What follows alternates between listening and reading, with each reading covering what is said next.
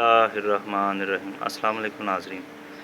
जी, आज की ये वीडियो मैं पीसीज़ के हवाले से बना रहा हूँ कि जब आप कोई नया पीसी लेके आते हैं तो उसमें सम टाइम इस तरह की प्रॉब्लम आ जाती है, या आपके होम पीसी जो आप घर में चला रहे हैं उसमें कुछ इस तरह की प्रॉब्लम आनी शुरू हो जाती है कि उसमें हार्ड डिस्क जो सी है वो डिटेक्ट नहीं होती। ऊपर लिखा आता है नॉट बूटेबल डिवाइस डिटेक्टेड, या तो विंडो चलने के बाद डिस्प्ले आउट कर देती है। कोई भी सॉफ्टवेयर चलाते हैं तो वो ग्राफिक्स एकदम से वो ब्लैंक हो जाते हैं बिल्कुल, या कलर ब्लैंक हो जाते हैं, ग्रीन कलर का ब्लैंक हो जाता है, वाइट कलर का ब्लैंक हो जाता है, या ब्लैक कलर का ब्लैंक हो जाता है। तो इस तरह की इसमें कुछ प्रॉब्लम्स आती हैं।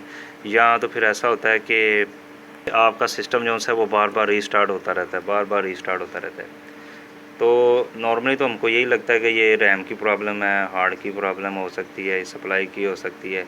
तो ऐसा कुछ नहीं होता है। ये असल में मसला होता है किस चीज़ का, ये मेन चिप, मदरबोर्ड के अंदर जो मेन चिप लगी होती है उसका इशू होता है, या उसके कैपेसिटर जो से हैं वो हीट अप होके फूल गए होते हैं, स्वेल हो गए होते हैं।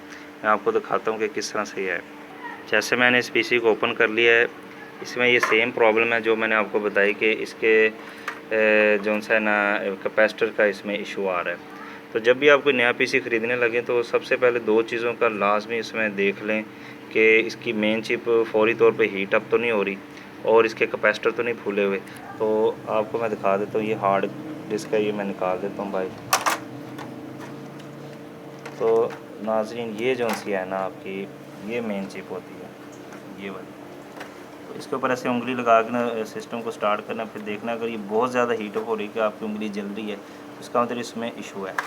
और ये जो मेन कैपेसिटर है 1 2 3 4 5 किस्म के लगे होते हैं। तो अगर ये कैमरा आपको सही दिखा सके तो आप देख सकते हैं कि ये बाहर को थोड़े से निकले हुए हैं। ये देखें, इसके ऊपर उंगली फेरेंगे आपको पता चलेगा कि ये ऊपर को उठे हुए हैं। ये देखें, ये सारे कैपेसिटर ऊपर को उठे हुए हैं। और जो नॉर्मल कैपेसिटर है इसमें जो एक बचा हुआ है वो ये है, ये देखें, ये बिल्कुल स्ट्रेट है। इसके ऊपर उंगली फेरेंगे तो ये बिल्कुल आपको स्ट्रेट फील होगा, और इसकी उभरा उभरा सा ऊपर से ये स्वेल हुआ हुआ आपको फील होगा।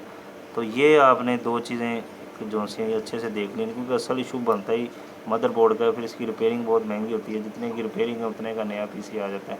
तो आप जब भी कोई नया पीसी ख़रीदें तो उसमें ये चीज़ का ख्याल कर लें कि ये कैपेसिटर तो नहीं खुले हुए, इसको देख लेना है, और इसको चिप की हीट अप को आपको देखना है। नॉर्मली ये हार्ड रैम तो ये सप्लाई को ज़्यादा फौरी तौर पे इतना मसला नहीं होता, और जब कोई सिस्टम आउट हो जाता है, डिस्प्ले नहीं देता, ऑरेंज लाइन वगैरह आ जाती है, तो आपने जस्ट क्या करना होता है, रैम को क्लीन करना होता है रबर के साथ, और इसको खोल के यहाँ से दो पेच लग देते हैं खोल के, इधर इसके नीचे प्रोसेसर होता है, प्रोसेसर को आपने रेज़र के साथ उसकी कार्बन ऊपर जमी होती है वो साफ़ कर लेनी है, तो नॉर्मली पीसी ठीक हो जाता है।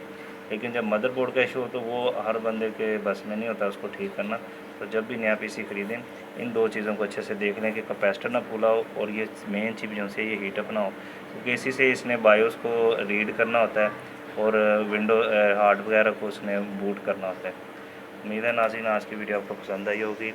Thank you for watching. अल्लाह हाफ़िज़।